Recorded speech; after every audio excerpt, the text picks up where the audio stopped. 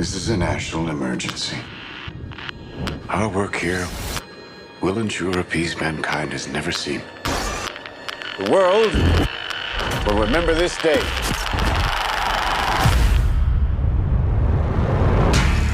This is arguably the most important story of our time.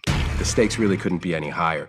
It's profound, but it's told in a very human way. Everything Chris Nolan has done has been a prelude to this. This is not a film, this is an experience. It is a heart-in-your-mouth thriller. I've been interested in Oppenheimer's story for a long time. At some point, I learned this key piece of information that in the lead up to the Trinity test, they were dealing with the very small possibility that when they pushed that button, they would set fire to the atmosphere of the Earth and destroy the entire planet. And yet, they pushed that button.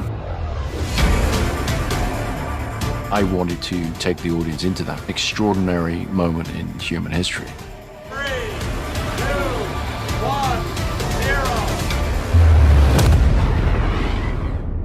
All America's industrial might and scientific innovation connected here.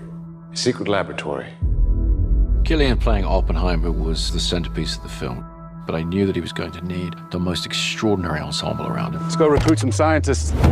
The people involved in the Manhattan Project were charismatic individuals. They're very talented. The world that Oppenheimer inhabits is filled with rock star scientists. And I think because we have all these fantastic actors, you really buy that. It felt like I was playing sports with some of the best athletes. Every single person has come to set knowing that they have been hired because somewhere along the line, Chris thought that you did a good job. And this goes for crew as well. Action! My preference is to always do things in camera as much as possible. It sets a big challenge for every department to actually bring the reality of a thing there for the actors.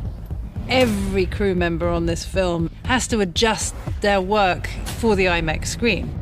IMAX can contain 18K resolution per frame, which is by far more than any digital camera. It gets thrown up on a gigantic screen, and the moment you watch it, it's very evident. The quality is unprecedented.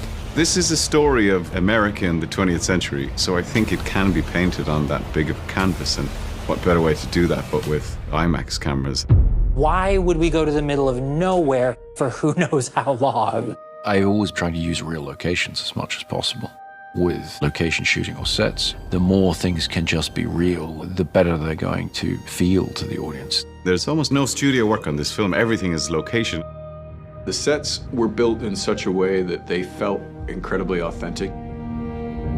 We built our Los Alamos at Ghost Ranch, New Mexico, which is along the same mountain range that Los Alamos proper sits on. This was very important, and I based all of this on research. We built all of these buildings 360. We want it to feel like you are right there, you are in this is happening, this is real. This isn't a backlot. It's just the most transporting thing, you know, when you're there and it just looks exactly like Los Alamos 1940s must have looked, and you know that no detail has been overlooked. You know, we also shot in a huge amount of the real locations. We shot in Oppenheimer's house, in Los Alamos. We shot in Princeton. Walking through Princeton, it's really very funny because people, you know, they're walking around, they go, Shooting those scenes, playing the characters who really had versions of these events happen there, you just get a real charge out of it, you know? This is a matter of life and death. But I can perform this miracle. When you do Chris's movies, things that when you read a script you normally would think would be visual effects, you know that you're going to be doing this stuff practically. They had to film the world of quantum physics. Their whole unit was one big science project. I was daily very jealous. it's kind of back to the old days.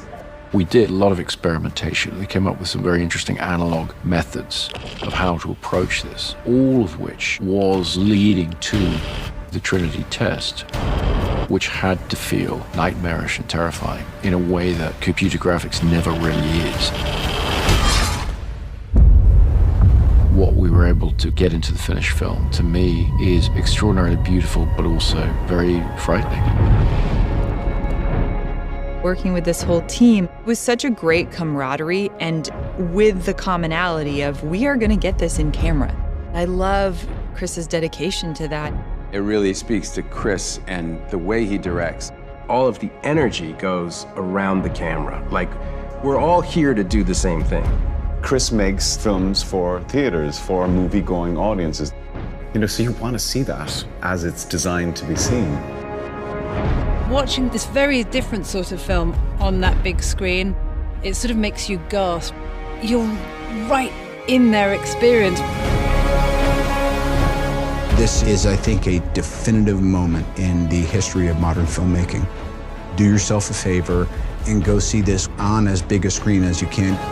With the sound design and the score and the emotionality of it, this is an unforgettable, unmissable experience in a theater. You are the man who gave them the power to destroy themselves. We made Oppenheimer on the largest scale possible because the idea is to come and experience this. His story is monumental and epic and extraordinary. It really has to be seen on the big screen to be believed.